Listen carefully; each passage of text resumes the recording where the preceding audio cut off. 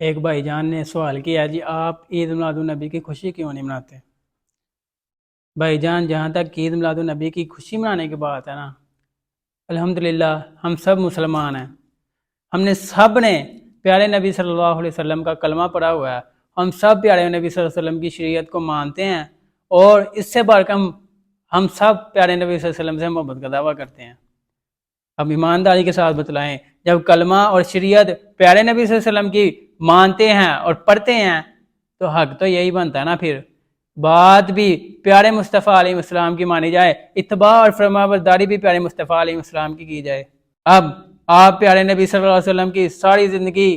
کی سیرت کو پڑھیں، بچپن سے لے کر جوانی تک، جوانی سے لے کر وفات تک آپ ساری سیرت کا مطالعہ کریں، آپ کو کہیں یہ بات نہیں ملے گی، کہیں کوئی ایسا موقع نہیں ملے گا کہ 12 ربیع الاول کا دن ہو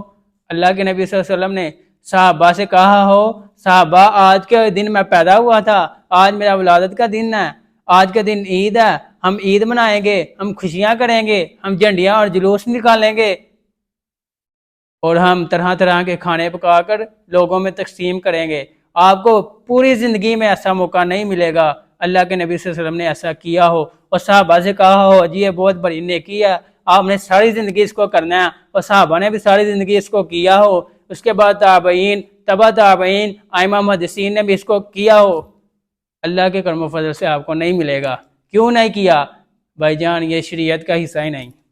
یہ تو شریعت سازی کا نتیجہ ہے۔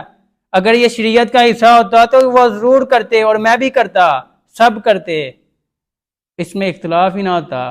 اختلاف یہ ہے کہ شریعت سازی کا نتیجہ ہے، 100 سال پہلے اس کو ایجاد کیا گیا ہے، اور جو اس کو مناتے ہیں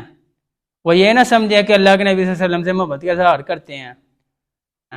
بھائی صاحب وہ پیارے نبی صلی اللہ علیہ وسلم کی مخالفت کر رہے ہیں، اللہ کے نبی صلی اللہ علیہ وسلم نے نہیں منایا تو آپ منا کے ان کی مخالفت کر رہے ہیں،